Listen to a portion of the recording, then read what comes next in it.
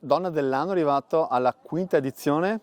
promosso dalla nostra associazione, anche quest'anno con il supporto e la partnership di Banca delle Terre Venete, ha l'obiettivo di valorizzare e raccontare storie ed esperienze di donne del nostro territorio, inteso come Italia, che coraggiosamente ogni giorno portano avanti dei loro progetti coraggiosi e impavidi soprattutto. Il premio nasce come idea di valorizzare tutta una serie di esperienze che ci siamo resi conto in questi anni non venivano valorizzate. Il nostro territorio, Veneto, Nord-Est Italia, è ricca, anzi viene anche tenuto su da questi profili di donne coraggiose che magari quotidianamente, senza raccontarle in giro, fanno delle cose importanti per la nostra società e per il nostro territorio. Ecco, quindi da qui nasce l'idea di dedicare un premio alle donne e siamo ormai arrivati alla quinta edizione,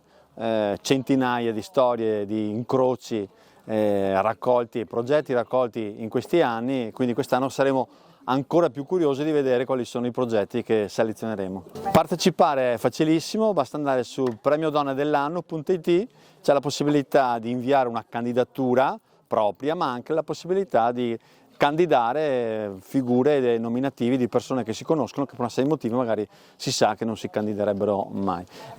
Scadenza della candidatura, dell'invio entro l'11 dicembre, poi tra Natale, fine anno e Capodanno ci sono le premiazioni, poi finalissima con racconto di tutte le 15 finaliste a Castelfranco Teatro Accademico all'inizio del prossimo anno. Quindi vi aspettiamo coraggiosi, impavidi come tutte le donne del mondo.